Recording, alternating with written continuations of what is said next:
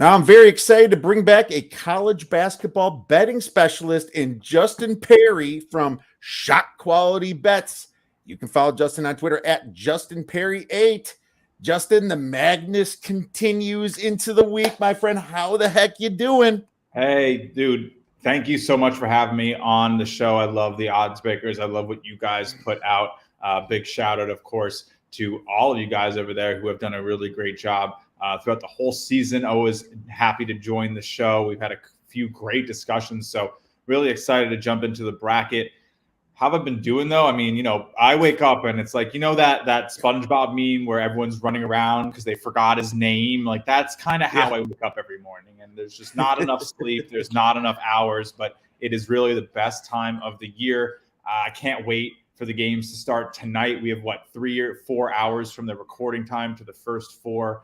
I'm fully ready to go. Excited to kick my feet up and try to get some peace and quiet just to watch some games. But Shot Quality has been burning the midnight oil. We just published our value bracket, which leverages group think against shot quality percentages. And like 10 minutes ago, we dropped our custom bracket builder. So that's all really exciting. And if you want to go check that out, just, shotqualitybets.com/March Madness, baby. Custom bracket builder. Check it Yes, out. sir. Is that something that kind of gives you the percentages of maybe where some value might be to win your bracket pool more than just, picking the teams that win?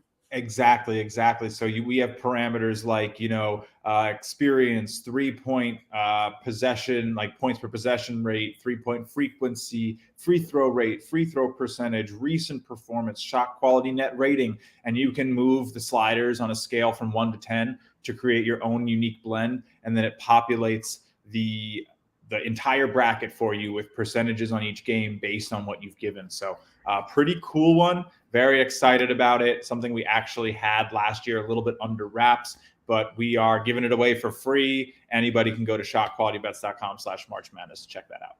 Oh, that is cool, man. Check out the new features at Shot Quality. It's a fantastic site, not just for sports betting, of course, but for having the bracket fun, my man. And, speaking of the bracket, Justin, I'm asking all my guests this. How do you think the committee did in general seeding the tournament?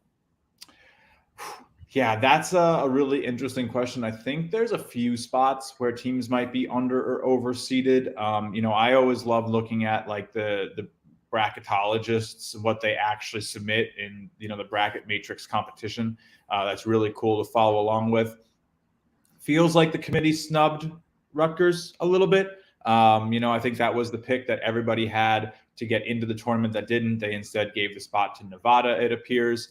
I don't know how that's going to play out. We're going to see if the Mountain West continues to do well.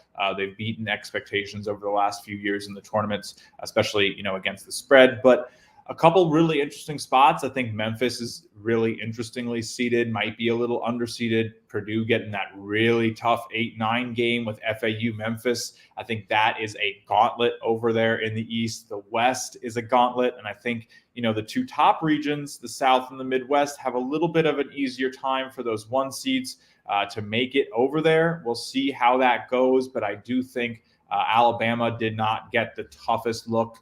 And neither did Houston. We'll see how that actually plays out. But I like some of the matchups that they're forcing on us. I think they really did find some good ways to kind of put these teams up against a good test. I'm really excited for a couple of the big mid-majors like Oral Roberts, Montana State, some of these teams that can really like catch fire and beat anybody. But they're not going to have easy tasks, and I think it's going to be a lot of fun.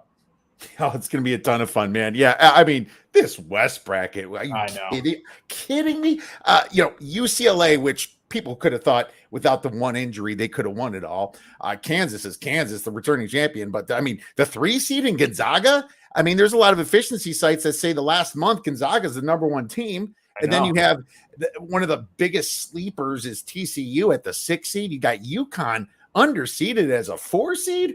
This bracket is loaded, man. I feel bad for everybody in this bracket, but the team that comes out, I almost should feel like a champion as it is, Justin.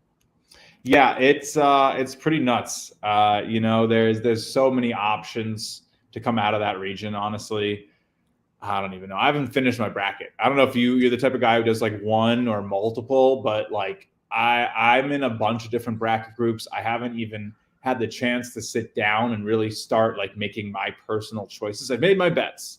So I will have I have some bets. They're probably buried on my Twitter by now with how much I've been tweeting. But I have some bets that have done pretty well. And I don't know your perspective on this, but betting is different than filling out a bracket, right? Like beating the market, those are two different markets, and it might not even be a market. You might just be trying to get the perfect bracket. That's a different game than, how high am I going to be ranked in the tournament challenge on ESPN overall? If you're trying to get, the most leveraged position in a group of 1,000 people for work at a big company, or you're in your small pool with your buddies, it's like you need to really kind of tailor your strategy, I think, to try to give yourself the best opportunity to win. I mean, the smaller your group is, the less crazy you have to go, right, to set yourself apart, kind of. But no, there's so much going on here. I think there's some really interesting teams that can make a run. But man, I've never won a bracket competition, so I can't sit here and say I'm the guy who's going to help you, of course, do it. I've done really well betting March Madness in my career, but winning the games is sometimes a totally different thing, and that often means that underdogs are the right plays. I think it's always good because the teams want to advance; they aren't there to cover. But early in the tournament, there's a lot of good places to take favorites too. So it's such a whirlwind. There's no one answer, and I think something I'm making sure not to do is like constrict my view of anything by some of like the historical stuff that everyone likes to talk about. Which 5-12 are you taking? Which 7, 8, 9 seeds making it? Like, I'm the type of guy who goes completely memoryless. Like, I'm just looking at matchups. So I don't know if you're like that too, but I'm not like, oh, I need an 8 seed. Oh, I need a 1 and a 2 in my final 4. Like, let's just organically see what comes of the analysis. Yeah, I think that's huge. I will bet against a team that I might have in my final game. As a matter of fact, I'm getting close to completing my bracket, but I still wait on things. There's some serious injury news that we may or may not get. I'm guessing a lot of the injury news on Sasser for Kansas, for Miami, we're probably going to get right before the game, just like they do during the season. It's not nearly as controlled as like professionals are for football, but even the NBA, you don't know who's going to play. I think that I'm getting close, but I'll have my bracket revealed tomorrow. But here's what I do, Justin. I fill out a ton of brackets. I put one that I put my stamp in. So here's the thing. If I fill out one of my side brackets and it wins, I'm not going to be like, oh, I had Gonzaga winning it. Finally, I'm the only one that picked them this year. I'm not going to be like that. I'm going to be like, this is my bracket. I'm going to put it out in public. And if my other ones win, I'm just picking scenarios based upon the matchups that I think could fall like a bunch of dominoes. So it's boring to do just one, because guess what? If your bucket's bracket is busted, why would you not have fun watching it the rest of the time? Yeah, no, I mean, you got to make sure that you give yourself that ability to enjoy it. And I know people love like the bracket of destiny. They want that one, but it stinks when you lose your champion in the 4th game when that happens. Yeah. I mean, I think there was this one year I was going to visit a buddy. We were still in college, and I think I had like Michigan State. It might've been like right before the turn of the decade, and they lost in like the first round pretty famously. And I'm sitting there in the car. We hadn't even gotten there, and my whole bracket's busted. And I'm like, what? This is like before I was like professionally in college basketball analysis. So I'm just sitting there like, what did I do? Like, we have this whole weekend like planned of watching the games. Like, all right, well, I'm out. Like, I lost. So look, I don't know, maybe make sure that your champion plays on Friday afternoon so you can enjoy the first round, or maybe get it out of the way early so they survive. I think that's a lot of fun with the ultimate brackets, is like you really get behind teams. Someone showed me Calcutta's this year, which is of course that strategy of like buying teams in like an auction draft format. And I'm in one of those as well. Conglomerates, that's crazy. So I don't know. There's so much fun to be had. I think, I always preach not betting too big, because it allows you to keep a clearer mind. You want to, draw back 25% from that point where you get really into it, right? So that you can still bet clearly without having too much on the line. Getting emotional is exactly the way that you don't want to be with it. It's a lot more fun. Exactly. To healed. But yeah, no, I think there's a lot of great ways to have fun with it, even if you have no Yeah. idea who's going to win. Exactly. Don't fill out your bracket and use that as your betting. You're going to be a little too tied to things. You will, and then you're going to get. You should be fading the team you pick to get to the Elite Eight or Final Four just based upon the matchups themselves, rather than just betting on them because you kind of hope they go far. You don't want to let that. It's kind of like when people bet futures in sports. Sometimes that ruins their thought process of the actual betting. It's completely different. My bracket was busted early last year, but we had a very good March Madness at 62%. And Nice. kind of that's what I care about more. I care about the betting. Yeah. I'm of course doing side parlays for myself. I don't give out parlays much unless it's two and they're somewhat correlated. But yeah, I'll have a little fun money set aside just to have some, 5 gamers and maybe get a little crazy on 1 or 2 of them. A lot of 3 gamers, where you get the 6-1 and 6.5-1. That's what I really like to do. And that's my March Madness. And I have a ton of fun with it. And so I love it. I hope you hit that rate again for all of us. Yeah, that would be great. That'd be wonderful. I hope so too. But speaking of the games, let's get into some Friday games then. Yes, please. USC versus Michigan State. And Michigan State is -2. The total is 137.5. This game is in Columbus, Ohio. What are your thoughts on this baby? Ooh, this is a pretty interesting one here. I think this is the day opener, right? The 12-15 one against Michigan State. Yeah, this is a tough one for me. I don't think I actually went and made a play on this one.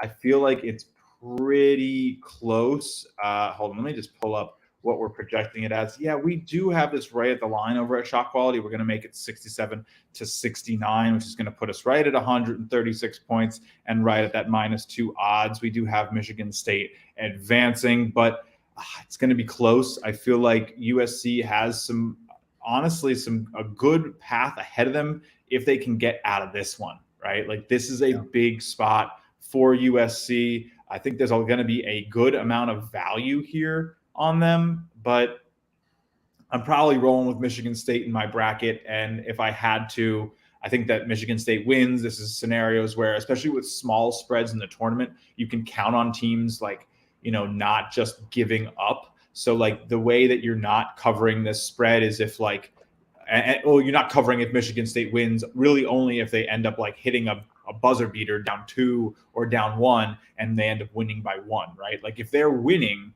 and they have the ball, USC is going to foul and push this past 1 possession or to at least 3 points, right? So in tournament time, if I like a team that's a short favorite, I definitely don't feel afraid of laying the small number.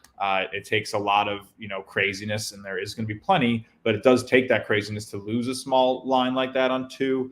I would be pretty okay with them winning by 1, and I'd have to eat crow, but I just think it's such a slim chance. So yeah, I'd lay it with Michigan State before I took USC. I think in the brackets, you're probably also going to get some pretty decent value on them. I don't think people are.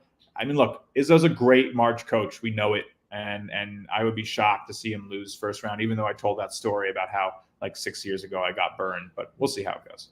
I just lost by 1. I had 1.5 last weekend. Of course, you think to yourself, how often is this supposed to happen? It's supposed to be less than 2%, and that's the case. So it's I felt like that was the one that got me this year. That kind of changes some things, and it pissed me off. I'm like, I could have took the money line, but you're giving up juice to that. 2 is the most I want to lay because it does land on 3 and 2 a lot based upon the now teams are smart enough to, with 5 seconds left, foul when up 3, Yeah, so and then the team hits 1 free throw, tries to miss the next, the guy tosses it back, seconds run out. That happens enough too. So the 2 became a little bit more popular. But I did take Sparty in saying that at -1.5. So I really hope that it comes through for me. I just think that, being in Columbus, I think this is a little bit more of a home field advantage, home court advantage for Sparty here, being in Big Ten country. USC is going to be joining the Big Ten, but I don't think that they're going to be really welcomed with open arms or anything. No, not today. Not on Friday afternoon, at least. No, sir. No, not. And it's also an earlier game for them, right? You got to think this is a 9 a.m. game for the USC sleep schedules. I don't know if that's the biggest factor, but we've seen early games go under before. I think it could be an interesting spot for that. I think that yeah, Michigan State comes in properly favored. I think they're probably the right pick in the bracket as well. I don't know if the public's going more towards USC, but I think it's pretty split. And with that, I definitely lean towards what shot quality is going to predict and what sort of makes sense in my head for how these teams match up. I'm looking right now at what we're seeing. We have some interesting graphics from SQ that we look at sometimes. I think we just posted it on the Shot Quality Twitter. But this matchup, It's a matchup here. It's tough, man. I'm not even sure what to make. Michigan State, a little bit worse or a little bit better on defense than USC, but both these teams are pretty close offensively. So if it comes down to a pretty evenly played match, the defense for Michigan State should win out. But of course, a game this close, it's probably going to be which teams just shoots better, right? Which way does the variance lean a little bit? Oh yeah, definitely. Michigan State not looking great on shot selection here. 349th. It's just there's a lot of things that can get them, but I'm gonna look towards the under a little bit as well. It's one of those games. It's 137.5, but it's a bigger game. They're going to come in. Maybe I'll look at a first half under in this situation in case there is some fouling towards the end. I've been pretty successful in first half unders, and I'm just going to wait on that and kind of make my decisions as a few things change. But I'm still sticking with Sparty. I would lay no more than -2 for anybody listening to this podcast for about 2 stars. Let's move on to the next game here. We have Kennesaw State versus Xavier. And I'm going in just time order here. That's what I prefer to do. I used to do rotation order, but now many of the main sites are doing it by time. And I actually kind of like it because that way I know what's coming next. Total is 151, Xavier -11.5 in Greensboro, North Carolina. I mean, all I have to say about is that Xavier's got the more talent than Kennesaw, but I will say that Kennesaw has an offensive advantage from 3-point land a little bit. And I think that's why this total is still at 151. I think that people do expect them to shoot some threes. Xavier, a very fast-paced team. They lost a little defense from injuries this year. Xavier's going to score at will. The question is, will Kennesaw State be able to score enough to bring it into 11.5? I know Xavier plays a lot of close games, so I'm going to pass on this game. Maybe have something better. Yeah, no, this is actually going to be a Shot Quality Bets official play here. We make this game 83-65 in favor of Xavier. So pretty solid 18-point expected spread for us around. I mean, it gets a little bit more specific when you kind of dive right into it. I can get the exact decimal number here for you. 17.5 points you got here. Yes, we do. Yep. So a nice 6 points of value right in that sweet spot where it isn't, we want at least 4, but we also, it gets a little concerning sometimes when you get past 10 or 12. It's like, what is the model missing? What is the market missing? Who's missing something? Do I want to play a game like that? Sometimes I pause, but big advantages have done well for us this season too. But personally, this feels correct to me that Xavier has a really nice shot to come in here and get this done. I think they do match up pretty well against Kennesaw. This is not going to be an easy defensive effort for them to stop Xavier. They're going to need to go like all out. They allow teams to make shots. Teams that just routinely made shots against them this season. They let teams shoot too many free throws. They don't really stop them from getting the most valuable looks in the game. And Xavier can use that. They don't have a great rim and 3 rate, but if Kennesaw is going to allow them to get a good rim and 3 rate, it's only going to be that much harder. Then the other side of the ball, Xavier is the 46th best defense by our estimations. So, they do a pretty good job. It's not like it's spectacular, but they are going to be pretty good at shutting down the catch and shoot game that Kennesaw is going to want to, get into. That's really their only hope. Kennesaw is going to have to shoot the lights out to keep this one close.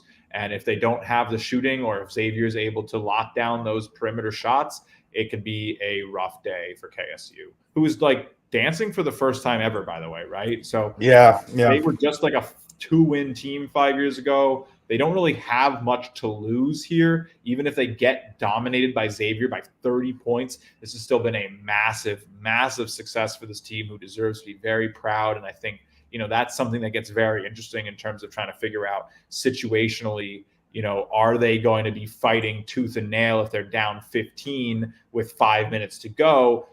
A little bit different than if it's a storied program that can't accept a loss versus Kennesaw that's just here soaking in the lights. So I don't know if that goes into my handicapping fully, but it's something interesting to consider. Yeah, they might just be happy to be here. I mean, like 1 or 2 losses. There you go. Me too. That was their win. Their championship was getting to the NCAA tournament. They're just going to go out there, have some fun, probably get dominated by Xavier. So it looks like a shot quality play. They have it minus 17.5. That's a pretty big discrepancy here, about a 6-point discrepancy right here from the spread. Let's move on to UC Santa Barbara versus Baylor. Baylor minus 11, total 143. What are your thoughts on this one? I don't know. Have you heard that stat that like when you lose the first round of your conference tournament, you don't win the championship, right? And so Baylor did not get out of their first round matchup.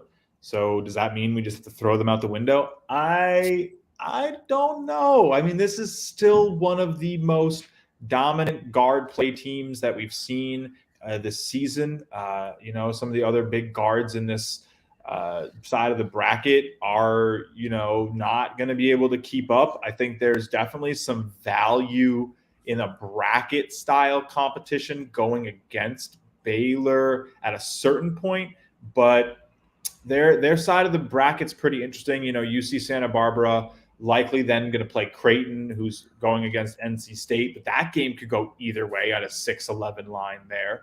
But I do think that Baylor probably gets to that second weekend. That's my feeling on Baylor. I don't know, that 10-point or so line is pretty big. Yep, you got the shot quality bets. Matchup breakdown right on the stream. This is one of our premium features. Love this page. Honestly, one of my favorite things to use. I spent so much time on these, man. But yeah, I think that, what we have with UCSB is probably a team that's just not going to be able to keep up. Yeah, the conference stuff isn't going to work in the tournament, unfortunately. But around 8, 9.5 points here, probably right around the line. Nothing too crazy, just that Baylor is really good on both sides. And, the defense for Santa Barbara comes from a weaker conference. So while you see a lot of green, you got to remember who they manufactured that against. It's going to be very different for Baylor, who might have struggled in some areas, but struggled against the best conference in the country. So I wouldn't be shocked to see Baylor run away from it and have an easy coast to the end of that game. But again, if Santa Barbara just gets hot, I mean, that's every basketball game. We could say that for every single game, right? Oh, well, if the team you're betting against is hot, you're going to lose. Well, yeah, that's the whole point. You're going to have games where the team you bet on gets hot, and you're going to have games where the team you bet against gets hot. It's about those middle picks where neither team's hot or neither team's distinguishably different in terms of their luck that you want to get a good position on. And I do think if we get one of those games, Baylor should figure out how to get those extra points per possessions and likely cover, but no actual pick for me here on the Friday slate. Not one of the ones I have on my card. You and I thought of this morning, and this might be complete noise or BS, but I love thinking about these things. They're playing in Denver, Colorado.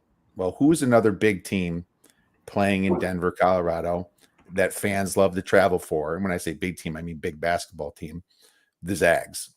Yeah. So the Zags, if you remember, got bounced by the Baylor Bears in their championship game. And you wonder if they're going to come to this and cheer for UC Santa Barbara, giving Santa Barbara a little bit of home court love. People have to remember that. Yeah, people have to remember if fans are traveling for teams, and Baylor's not the biggest school, everyone's rooting for the Cinderella, in this situation. So just kind of crossed my mind, Justin. I don't know how much we should put into it, but I think it'd be really fun to see that happen, just based upon the competitiveness and the love for college basketball that we have. Yeah. That'd be awesome. I'd love to see that on the sidelines. We'll see. I didn't get to the window just yet, and it's still at 11. Shot quality's got a little bit more than 9. So shot quality says it leans Santa Barbara. I think the first half under could hit. It's at 66.5. I think maybe you wait it out a little bit. It's at 143 in the books, but it's because Baylor is such an offensive team. But Baylor slowed it down a little bit over the past 3 or 4 weeks, I've noticed. Man, the Gachos are live here. Possibly. Maybe, you never know. Look, that's the beauty of basketball. Anyone can beat anyone.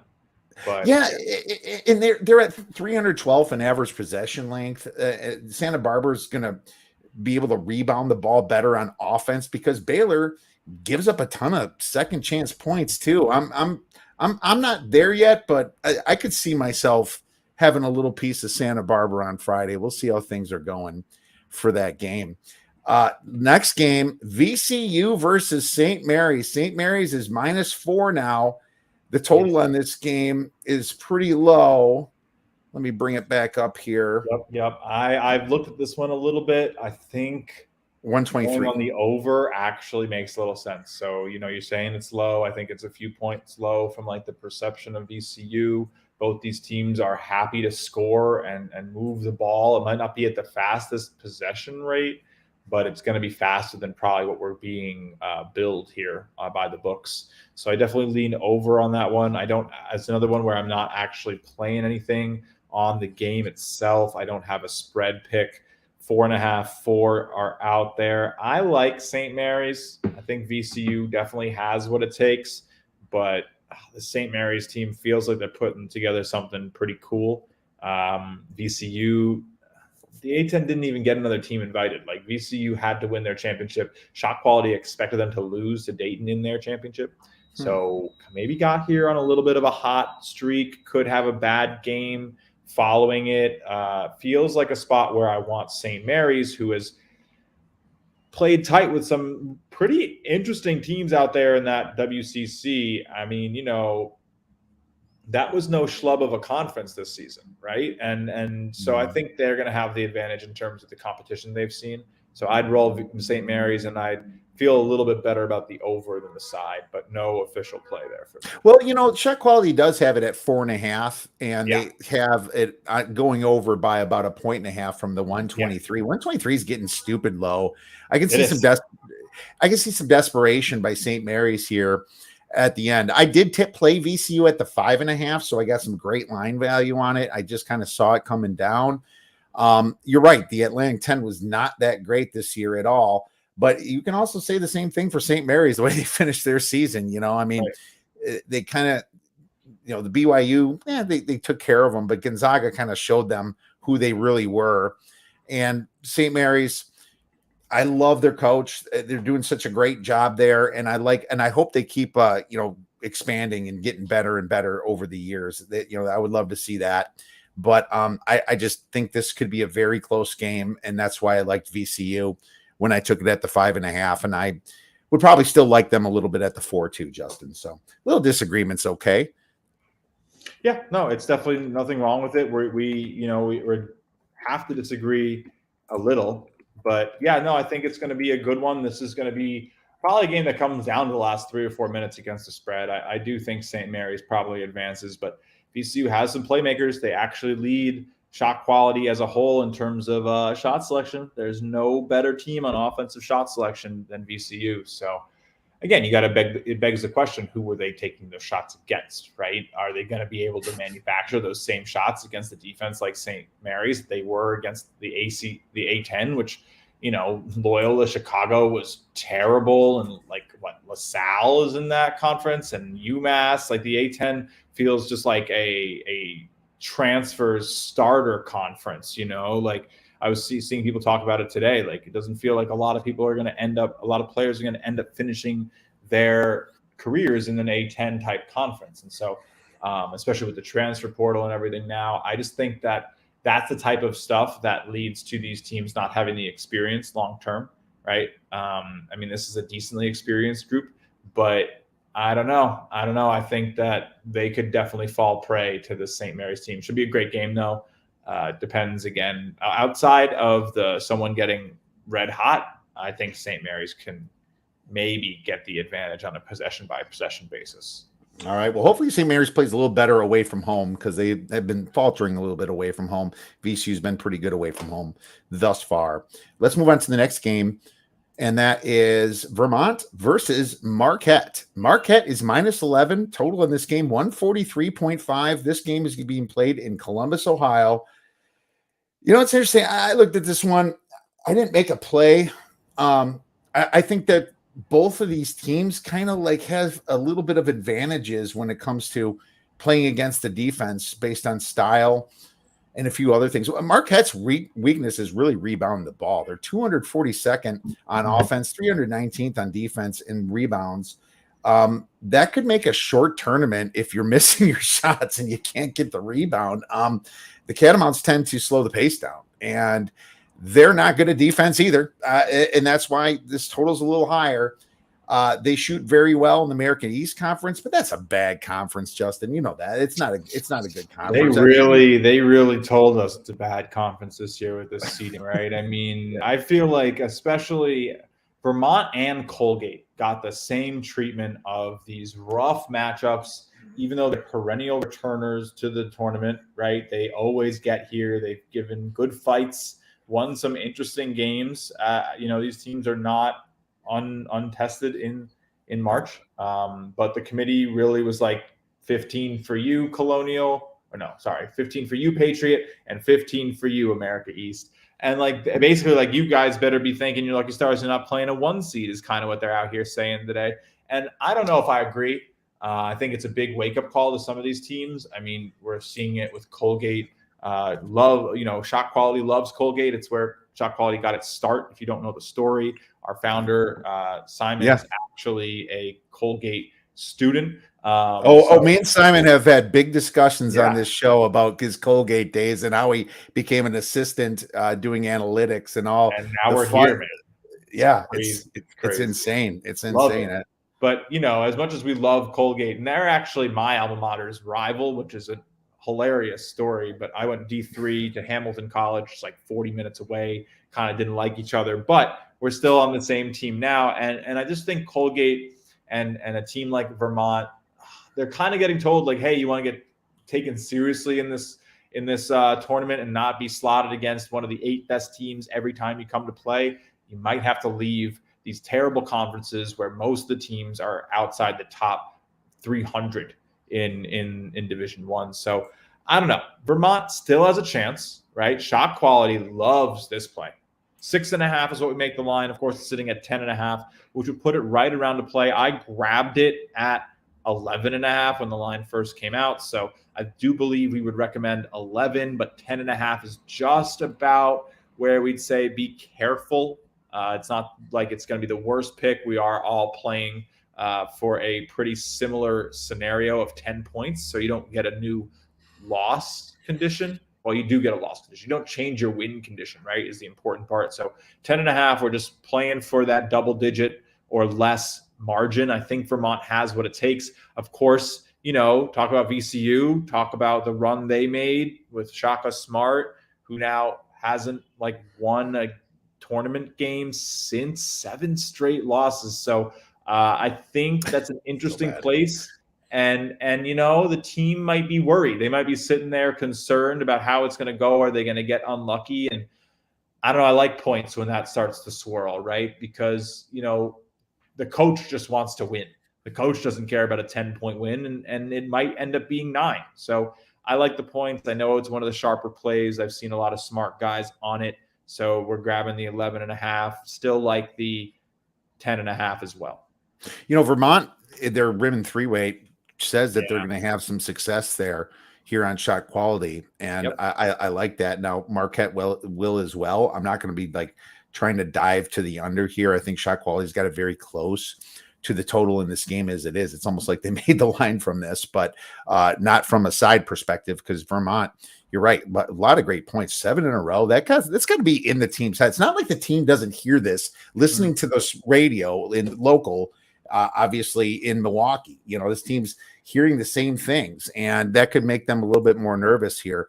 Funny you mentioned Colgate. I actually like them a little bit against Texas. I took it at the 15, and Colgate's a very good team. And you made it the greatest point. These teams got to get the hell out of these conferences and move. What a choice! I mean, go to the Lang 10 or something. Yeah, go to the Missouri Valley, Lang 10, something like that. Seriously, I mean, it's tough. I know it's tough for Colgate. There's not much around. I mean, New York, just college sports. I was talking about it with a couple buddies over the weekend. It's like up here, we don't do college sports. It's like, it's a shame, it's not like we have a lot of great schools. Rutgers is like the little brother. And I mean, if you're in New York, you're not rooting for a New Jersey team anyway. So like what? Everyone in New York is rooting for Fordham and Iona and Syracuse, I guess. Syracuse. Even then, it's like so upstate. It's like not really a team that people in the tri-state area really get behind. There's no like Saturday college football parties around here. Everybody gets together on Sundays for pro football. So no, I don't know. I think it'd be interesting for Colgate to push into some, bigger schools. It's not easy, of course. They definitely like sitting there, getting their chances to go to the tournament. They get recruits that way because they're like, hey, you come here, you're going to get a chance. We're going to run the table in the Patriot, and you can go play in the big dance, and then I don't know, maybe transfer out. Who knows? I think they have some good players that could end up in some interesting spots, but. Yeah, man, it's a tough ask of a program like Colgate, who's doing pretty well, but wouldn't be shocked in the next 10 years if they have real aspirations, and they are definitely a sports-focused school. So we'll see how it goes. Vermont, a little different, though. I feel like Vermont's probably chilling. They're happy in the America East. they maybe so. Well, that not as much travel. NC State versus Creighton. Creighton's -5, a little juice to that now on the Betfred odds screen. The total of this one's a big one as well at the 148.5. So I did make a play on this one, Justin. I'll throw myself out there to the dogs, see if you're going to like me or destroy me. NC State, man, they are just so untrustworthy. Yeah. Inconsistent. You can just throw out all the names. I mean, you beat Duke and Miami, you lose to Clemson 3 times, and Syracuse, a bad Syracuse team, just bringing them up again. They're tough for me to read. I like DJ Burns. He's just a big, massive dude out there, making a couple moves and a couple hook shots here and there, but he don't play no defense. And I don't think the team is interested in defense. And that's where I think Creighton's going to have a massive advantage down low with Kalkbrenner. I think he should be able to score at will. Trey Alexander shoots over 44% from 3, while 2 other guys on Creighton shoot 36% from 3. I think Creighton wins this game with margin, and they don't look back. I think that loss in the Big 12 tournament, the Big East tournament, gets them a little fired up for this game, and they put NC State where they belong. I took the 5. It's probably going to 5.5. I would still take them at 5.5 for less. I like them at 5 for 2 stars, Justin. Yeah, I get it. I do. I think it's a tough one for me. I think Creighton's probably the right. Just moved my whole setup. I think Creighton's the right pick in like the bracket. I do think they advance. I know it's tough. There's been a lot of like preseason hopes on this team. They were like one of the teams people were picking to go the whole way before they even saw an ounce of basketball played. I tend to think that those teams, even if they have down years, like people saw so much on paper like that, these games are exactly where that has a real potential to come out, right? Because you're playing in such a vacuum. It's a 1-game win all. The teams are not sitting there gassed, dealing with injuries. Like they know who their options are. The coaches know their rotations that they're going to use. You're not dealing with like in-season fatigue, highs and lows of playing rival opponents on the road, away, travel, all that stuff is part of like what makes college basketball crazy and hard to take what's on the paper preseason into real life. So now you get to a much more controlled environment for these teams where it's just 1 game. So I think you tend to get back to what people were seeing in the beginning of everything when, you take out all those external factors. You have a healthy Ryan Kalkbrenner. You have the guard play, you have the 3-point shooting.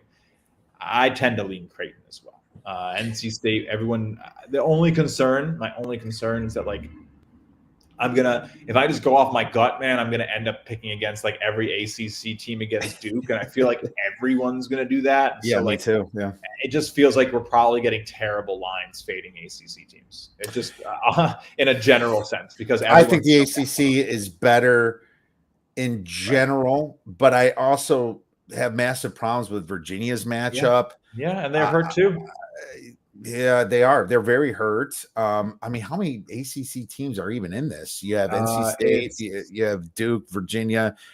Who else? Miami Miami. Yeah, Miami. So I and kind of Pitt. a little bit more of a believer in Miami, I guess, Pitt's than got to get others. out of that game tonight, though. Yeah, they do. Yeah, That's gonna be tough. yeah. So let's move on to something that might have to do a little more with New York in this conference. I have to ask you, how Hey, much does this committee hate Rick Pitino? oh man, they want him out of Iona clearly. I I mean, don't know. UConn is -9.5. They put him against the best 4 seed, hands down.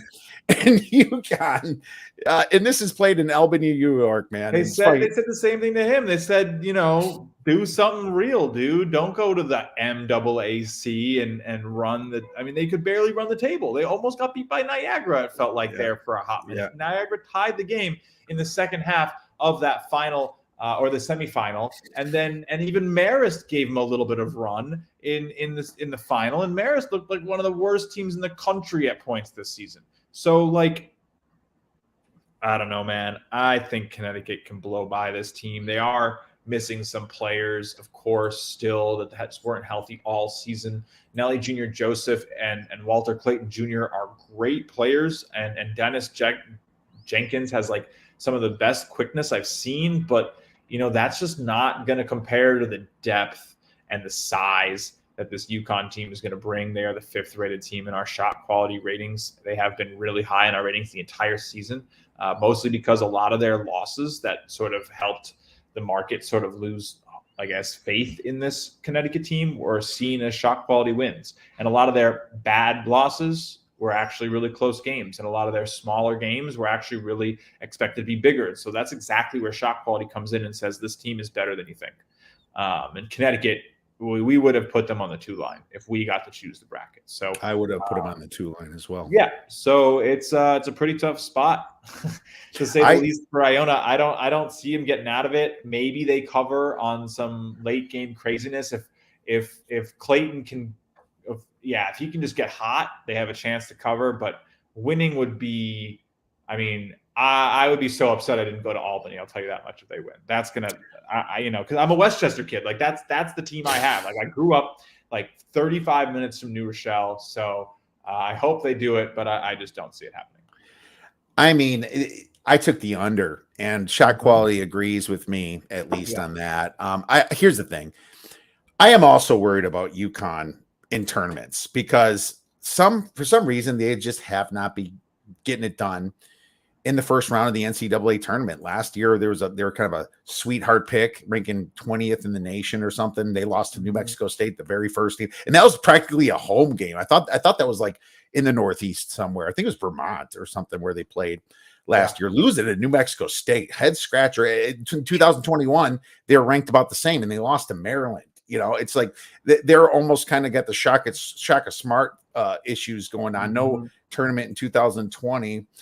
And they lost in the second round of the American Athletic Conference tournament back in 2019 to Houston. So, yeah, it's one of those situations where Dan Hurley, man, something's got to give. But if it wasn't for that, I'd be all over UConn. And I think UConn's just going to swarm the hell out of Iona. Iona's never going to see a defense like this, and it's going to force this thing under. And 143 like this since their non-conference schedule, and it's just like, man, it's just going to be tough for them. I'm a little unhappy that it's so bad, but like, what are you going to do coming out of the MAAC? Like, you should just be happy that they gave you a 13. Like that might be an overseeding for them, honestly. So there you go. Because others got 15 seeds, right? And I feel like they could have easily been a 14. So they should thank their lucky stars that they're not facing a much better team. They could have easily been going up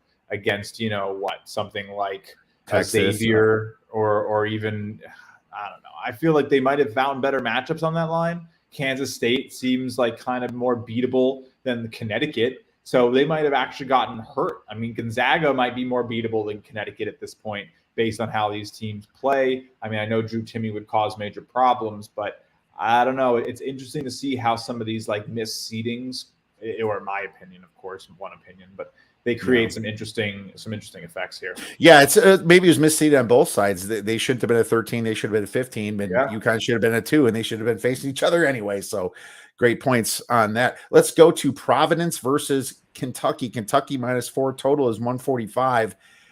What's funny about this game, it's in Greensboro.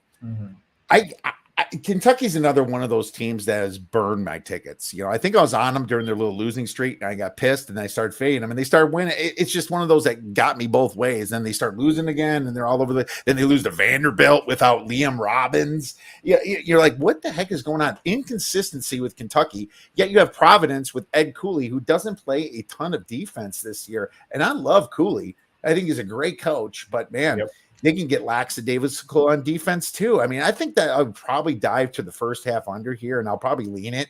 But that's all I got for this one. Yeah. It's a tough one. I kind of agree with you on the under.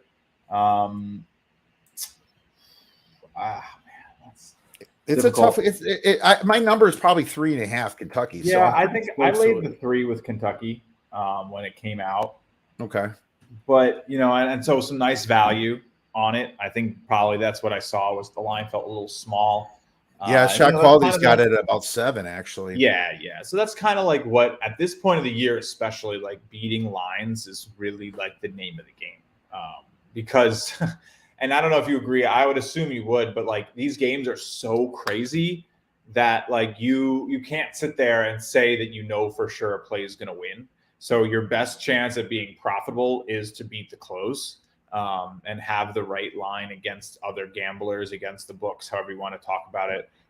So yeah, I'm pretty happy with my Kentucky -3. Providence has been one of these teams that just continues to outperform. I've said it before, I'll say it again. I think it really is Ed Cooley. I think this man is one of the better coaches we've seen recently. He knows how to get the most out of his players. He's one of the reasons they were one of the luckiest teams out there last year that everyone just couldn't stop talking about, won the coach of the year for good reason. And look, he doesn't have the size anymore that he did last year with some of those interior players, but they're still going to give Kentucky a good run for their money. But I don't know. It's just one of those scenarios where like, on paper, the talent for Kentucky should just get it done. Right. So, we'll see how it goes. I like Providence. I have some friends who go there, so I'm sure they're all hoping I'm as wrong as it gets, but I got Kentucky advancing, and I think they probably end up doing it by more than 3 points. All right, well, there you go. Fair enough. Let's move on to the next game. Drake versus Miami. Miami -2, total 146.5. You're from New York. I hate the Drake as well, George Costanza. I kind of hated him on this game. Now, I am concerned about Miami's best big man in North Chadomir.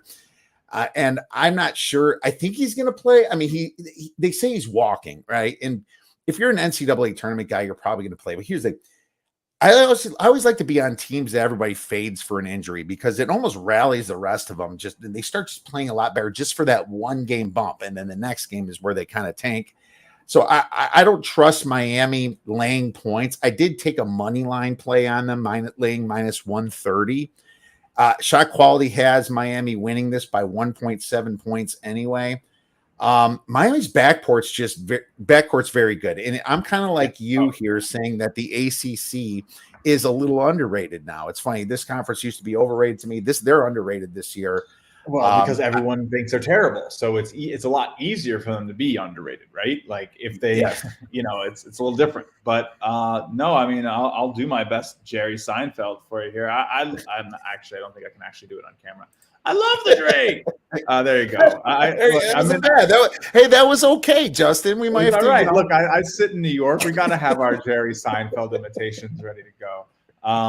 But yeah, no, I think Drake's an interesting play here. This is the upset that shot quality likes the most. If you want to get into those 5-12s, this is the one that SQ is going to say has the most legs to get there. We're not going to sit there and say that they're going to do it, but we do make it really tight. 1.5 points, really not that much of a difference at all. Drake has the experience for sure. This team is old, man. They got some 25-year-olds playing on this team. And like, I'm not even kidding. They have like those COVID seniors. And I think it's an important aspect here that, experience tends to do well in this tournament. So don't count out Drake. These guys are not going to be out of it. They have the size. They have, the guard play is not going to be the same, but I think they will have an advantage on the interior a little bit, and that could change things up for Miami. I'm sure that Miami is not going into this thinking it's a given. This is one of the more underseeded 12s for sure. They beat Bradley's butt, man, and Bradley was a good school this year. So if Drake brings that type of energy as they did in the final for the Missouri Valley Conference, watch out. This Drake team could do it. Very possible. I have to be on one ACC team coming into here, and Miami's my team. Shot quality, all adjusted shot quality's got them at 47th, and Drake at 120. They're very good. And Drake said 124th. I mean, that's a big distance for 2 points, in my opinion. And of course, you can break it down by the spacing, the shot selection, and stuff like that. And I'm sure a lot of that's relevant. But one thing that Miami has faced in the ACC is big men. So they've dealt with it before, and it's not like it's anything new that they're going to see with Drake here. And Miami made a good run last year. I think they can at least get by Drake here. Yep. So I like this team. Money line it. Let's go to the next one. We have Grand Canyon versus Gonzaga. Gonzaga minus 16, total 156.5. Man, I'm kind of a GCU fan, a little bit closet here in Arizona. They made a nice little run and surprised some people because they've been here before, but I thought it wasn't their year. But they kind of got their heads out of their and started scoring and shooting the three better. But these two teams have a lot of momentum coming into this tournament. But I think the safest play is Gonzaga's team total over 84 points. I'm probably going with that because this is a big spread. Gonzaga could lay down a little bit at the end if they need it. But this team hasn't scored less than that except when they played St. Mary's. And that's the team that really slows it down. GCU is not going to slow it down like that. They'll probably first try to, but they're not going to slow it down. They're going to have to pay. They shoot away, man. They hit an ungodly amount of threes in that conference tournament. That was a fun one. That was a fun conference tournament there. Southern Utah put up a good fight, but you just can't stop. I'm gonna have to pull it up. You can't stop a team. I think they literally were shooting over 50% for the entirety of that tournament. In this game here, I don't even know if it's up, but they shot 13 of 20 from deep in the championship game against Southern Utah. 65% from deep. So they're not messing around. I feel like the problem is like there's no way they can keep that up against a team like Gonzaga, which is just the last 3 games, 67% effective field goal. Jesus, that's I just don't. I don't know. I don't unsustainable. Know how you do that right, and don't say this is unsustainable. You're walking into a very, very different style of competition, very different style of game. You played Southern Utah, and you played. They beat that really strong Sam Houston State team that people thought was going to be in this position, but they also handled Seattle. They won 3 games in a row, just shooting the lights out, put up almost 80 points in all of them. They are not getting to 80 here. It's just not going to happen. I think that, Gonzaga is going to be the one who's shooting the lights out. They haven't seen this type of competition before. Their non-conference games were okay. They played Montana State, they played Nevada, 2 other tournament teams, but they ended up, kind of playing some not great teams. A good performance was a 2-point loss, 60-58 to Northern Texas. But yeah, the offense is just going to be the problem. They're not going to be able to handle the Gonzaga offense. So I laid the 14.5. I trust the 15.5 too. I think they have a chance to get this thing plus outside 20. Or it could be 5, but at the end of the day, the way that I sort of see the distribution curve, more of it is coming on the side of a big Gonzaga win. I like the 1/2 too. I think they just come out and run and gun, and Grand Canyon will try to hit some of those threes, and it's going to be long rebounds into transition opportunities because Gonzaga is going to pull down the boards and they're going to run, and Drew Timme finishing, and it could get messy. I think this one gets messy. Yeah, I got definitely. So kind of some agreement. I got the team total over. You got the spread. So yes, I think that's going to happen. I see Gonzaga is number 3 in second chance points. They're great in transition, as you know. it's completely two different classes playing each other here. So agreement on both sides. Let's move to the next game here. This is maybe the toughest 8-9 matchup in the whole thing, with FAU going against Memphis. Memphis fresh. Memphis fresh off a victory. Memphis not getting a ton of respect from that victory, being only -2 with a total of 153 on Betfred odds. Played in Columbus, Ohio. Man, I made a play on it. I kind of paused a little bit, but then I reaffirmed it. I'll go. I think that Memphis should have the 3-point shooting advantage as well from near the rim. FAU is actually a pretty short team.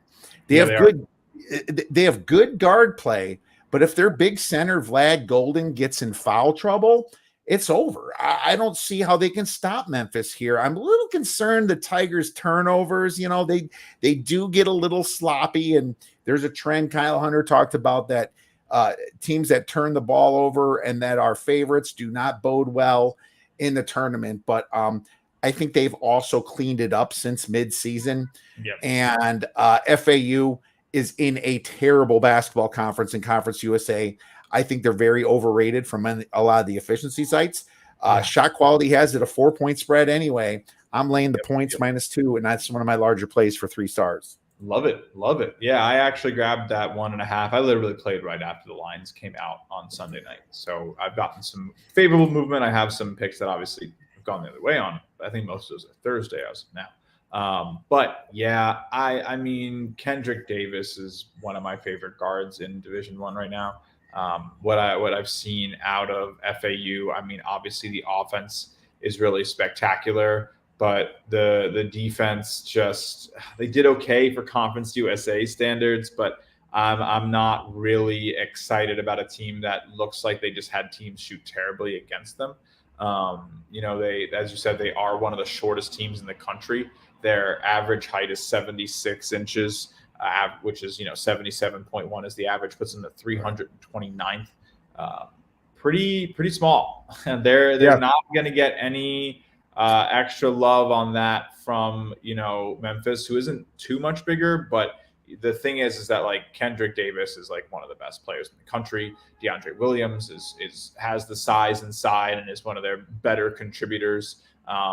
What really kind of stands out to me is that they have just good shooters almost everywhere, guys who sort of know their roles, participate well. I mean, they have Keontae Kennedy, who's just like one of the better 3-point shooters as well. So it's going to be tough. It's going to be tough for them. I think, what we end up seeing for them is a Kendrick Davis led attack. He's just, he just gets the ball in his hands almost every other possession. It feels like he takes most of their shots, and he's just super efficient from the assist position as well. One of the best assist rates in the country. So they just got to figure out how to shut him down. But I don't know if they've seen a player at this caliber at the point guard position. And Jelly Walker is great. Don't get me wrong. And they handled UAB well, but it's just a different style of what they're going to run into. And this is actually old Conference USA foes, right? Memphis used to be in Conference USA. So there's some interesting history here. We'll see how it ends up going for Memphis, but Penny Hardaway coaching, the best I think he's maybe ever coached. He's been there for over 5 years now, right? This is his 5th season. He joined in 2019. But yeah, we'll see how this one goes. I lean definitely towards Memphis. Yeah, we both played Memphis. 10 years ago, they were in Conference USA. So it's been a while since they've met up, but still, it's pretty interesting. I don't even know if FAU was in the conference at that point. I don't think they were.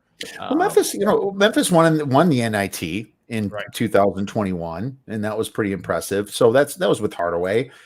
They did get by Boise State last year, and they ran into Gonzaga, and that was a 4-point game. I was on Memphis in that game last year, and I was like one of the few. I was like, "Yep, this is there for real." And some of the same players here.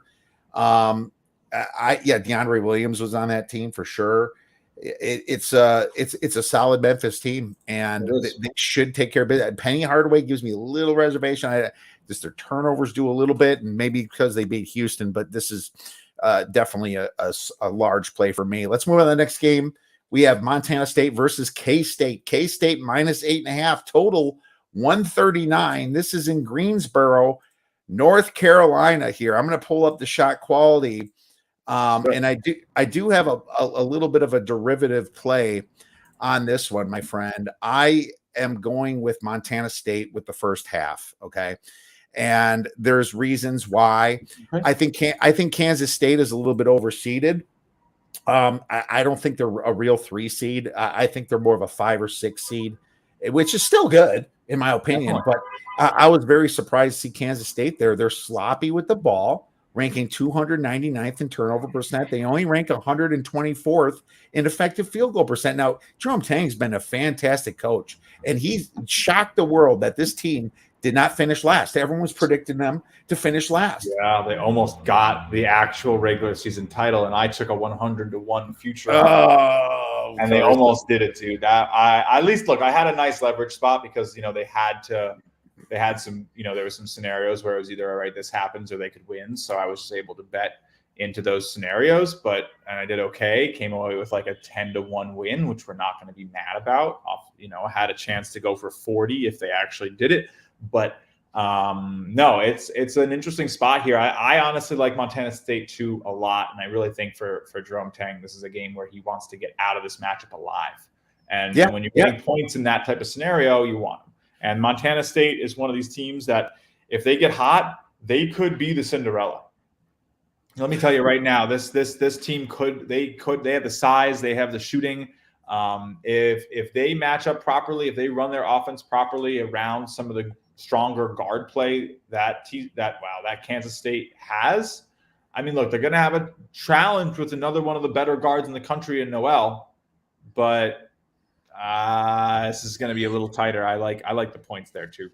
Well, when it comes to the amount of free throws per field goal attempts, they're 5th in the nation. So they're going to draw some early fouls, probably get them up in the air and jump into them. They're going to get 2 fouls early and then have to exit and wait a little bit. The funny thing about the first half line, it was at 5, and the total is at 8. And so I was scratching my head a little bit. I'm like, wow, I'll take a 5. I had to pay -115, but I had no problem doing that. I mean, I think it's only a 6 or 7 point spread on shot quality for the whole game. I think, their free throw rate has been fantastic. It's also 5th on shot quality. If you can see right here, 5th on shot quality. While on defense, that's not good. They're fouling, so a money line sprinkle on this ain't a bad idea around the +220 range for Montana State in that first half. So that's what we're rolling with today, Justin. I love it. Yeah, I'm with you. I think this is the right way to end up your Friday. This is a nice pick. Should be a fun game at the end of the night. I think we're going to be in for a treat. Both these teams can score. So, I like the points. I think I grabbed 8.5, but I think maybe even 9.5. I saw some people getting 10. But I think first half's a really nice way to play this. Second half feels like it could be a little bit more crazy. And if there's going to be an area where Kansas State pulls away, it's going to be later in that game. Yeah, for sure. All right. Good stuff. Let's move on to the final game. Kent State versus Indiana. Indiana is -4.5. Total 140.5 in Albany, New York. If you ask me, oh baby, if you asked me before the season what this spread should be, I would be like, 15, 20. But here we are. Indiana's just a little inconsistent themselves. Kent State is kind of a public darling right now, in my opinion. There's a lot of people, I think, on Kent State here. Now, whether it's right or wrong is always up for debate. Kind of curious where you're lining this one. 59% of the bets are on Kent State, but only 56% of the money. So a little bit more of a sharper side on Indiana, but this is, of course, after it's dipped. So we'll see what happens. What are your thoughts on this one? I got to lay it with Indiana, man. I know this is like one of the most popular upsets with Kent State. We got Indiana pretty handily for shot quality. I tend to agree. I just don't know if the MAC. I know people are down on the Big Ten, but this team can find options in Hood Schifino, in Jackson Davis, that this Kent State defense is just not going to be used to seeing. Yeah, 11 and a half. That's pretty sizable. That's no joke from the shot quality bets model here. I mean, I'm pretty with it. I think the matchup is not great. You think about what this Kent State team is built to do. They're going to limit you from the most valuable shots. Well, you want to know who's really good at mid-range and post moves? Indiana. Who can like Trace Jackson Davis, man. Right, manufacture mid-range jump shots that you're just like, what? Or like little post baby hooks that you're like, how? Or literally things that are going to make you say, like, they're not going to win that shot quality. And it's true, right? They beat Purdue twice, lost both shot quality games, right? So this team can beat their expectation, and their expectation is to keep this one close. I'm not buying it. I think this one is, an Indiana team that is ready to make a run, that has been talked down on, that has heard everything this season. I mean, even shot quality is pretty low, and I'm only around the 50th team in our ratings who finished the season ranked. So, but you know what? This still isn't nearly the type of test that could lead to them staying in like double digits on average, as important on average. So yeah, I like laying the points here. Take Indiana to get it done. I mean, I know a lot of sharp people who have Indiana going far. They're worried about this game. You got to be worried about every game. But if you stick these players in a vacuum and have them play 10,000 games, I think Indiana wins the majority of them by 8 to 10 points. Yeah, Indiana's due for another win. That's how they are. They win one, lose one, win one, lose one. They're like the pro golfer at your local golf course that can't be in the PGA because he can't do 4 games in a row, but he can do a really good first day. That's kind of how Indiana is to me.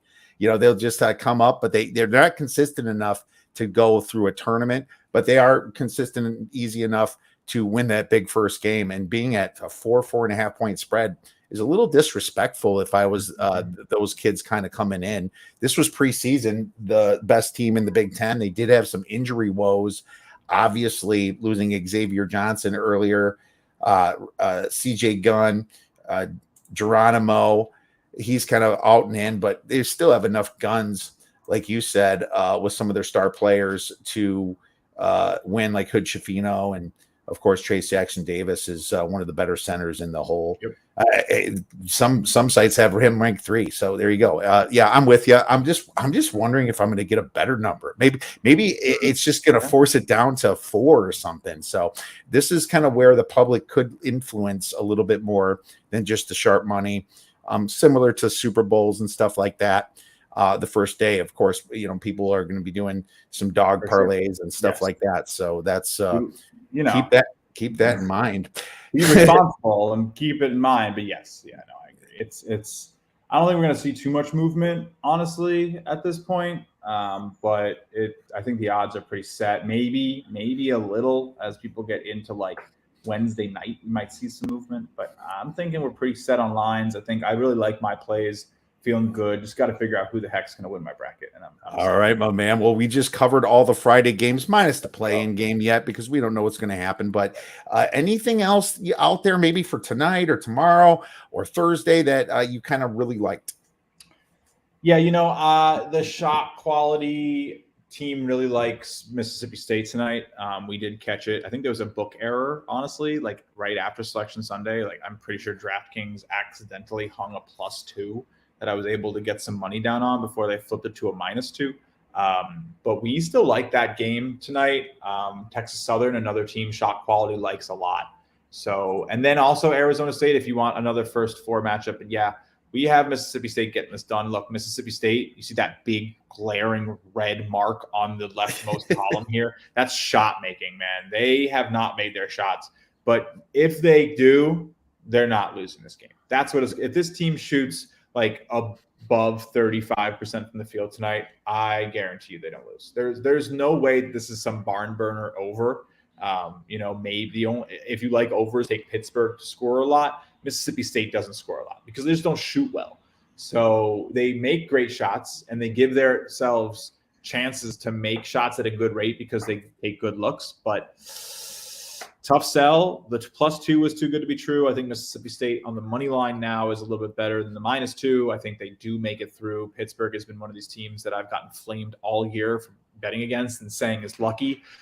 But I stick to my guns, and I think they've been lucky, and I think I'm going to bet against them. So we'll see how it goes. Pittsburgh Panthers, obviously one of the most storied runs in the ACC this year, but I think that just speaks to how weak that conference was. So we'll see how it goes. I definitely like Texas Southern a lot, though. We called that team to win the SWAC before the tournament started, and they were the 8th seed. So we're going to stay on Texas Southern. They've done well for us, and hopefully a SWAC team makes it through the play-in. I also bet Texas Southern. Their opponent is terrible, and they don't even belong in the NCAA tournament, losing to Merrimack.